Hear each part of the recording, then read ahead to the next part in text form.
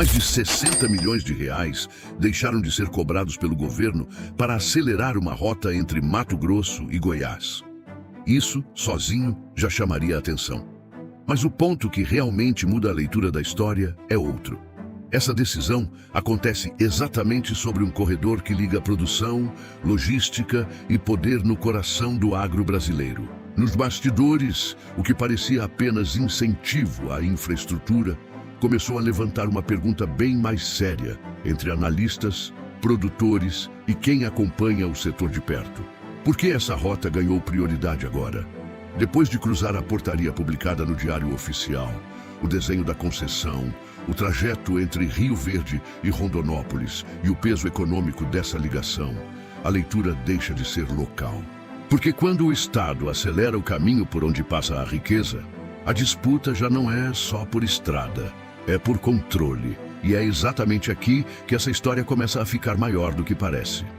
Antes de aprofundarmos, se inscreva no canal e diga nos comentários de onde você está nos assistindo agora. Vou ler todos. E uma coisa que muita gente me pergunta: como eu faço esses vídeos de notícias? Foi com vídeos simples assim que eu consegui monetizar canais no YouTube. Se você quiser aprender como criar canais nesse formato, deixei um e-book no comentário fixado.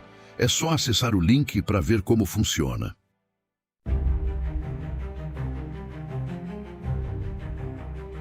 Tinha medo de me cortar fazendo a barba. Testei o Philips OneBlade e foi outra história. Corta, apara e alinha sem irritar a pele. Dá para usar no seco ou no banho.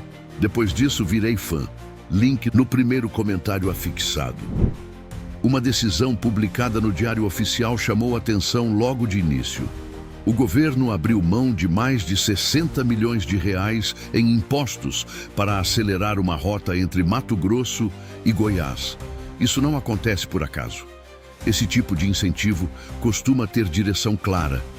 E quando aparece concentrado em um único corredor, o sinal muda.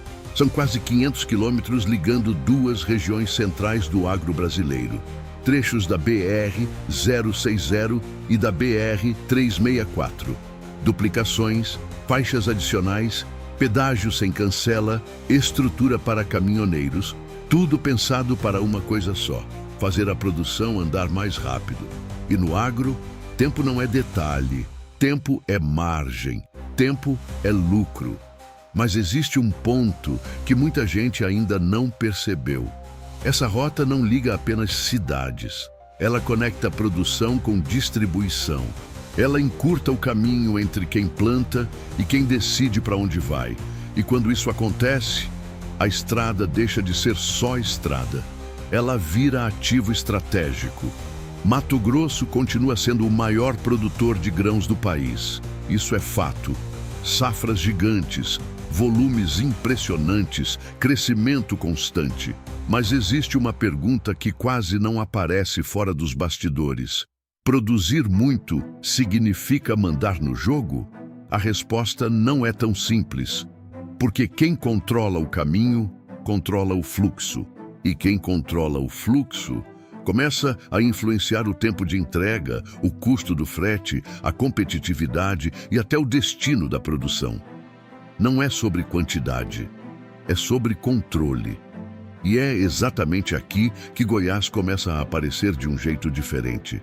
Não como o maior produtor, mas como ponto de passagem, como conexão, como território onde rotas se encontram. E quando rotas se encontram, decisões começam a se concentrar. Esse tipo de movimento não nasce do nada. Ele é construído aos poucos. Estrada por estrada, concessão por concessão, investimento por investimento, isoladamente parece apenas desenvolvimento. Mas quando essas peças começam a se encaixar, o desenho muda. E esse desenho começa a revelar algo interessante. Goiás no centro. Ao longo da história, regiões que concentraram caminhos cresceram mais rápido. Não porque produziam mais, mas porque organizavam o movimento. Nos Estados Unidos, cidades cortadas por ferrovias viraram polos econômicos. Na Europa, portos estratégicos redefiniram rotas comerciais. O padrão se repete. Primeiro surgem as conexões, depois vem o fluxo e, por último, o poder. Agora observe o momento.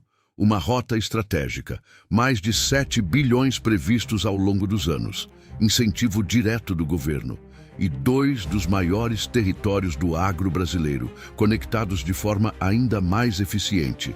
Isso não parece apenas uma obra, parece posicionamento, porque quando o Estado acelera um caminho específico, ele também acelera quem está melhor posicionado dentro desse caminho.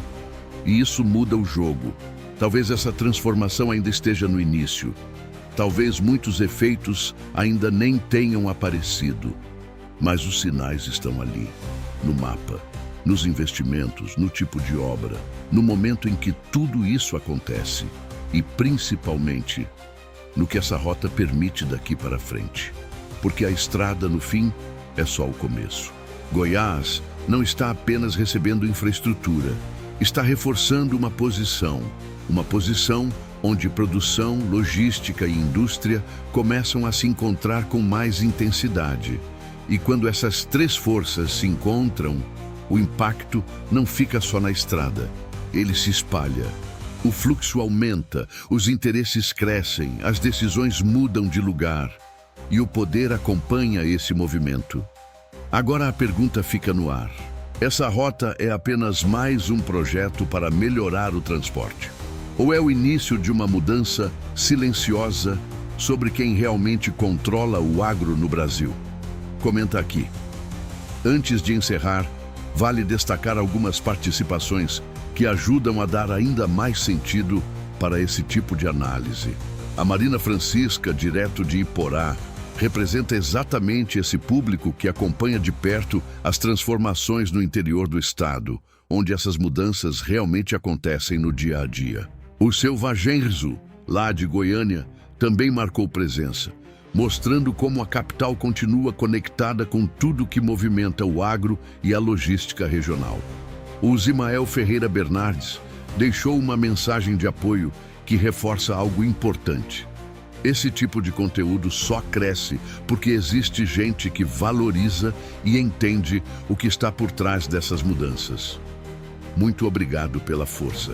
O Wagson Mendonça trouxe uma visão muito clara sobre o Centro-Oeste e Goiás como referência no agro. E isso não é por acaso.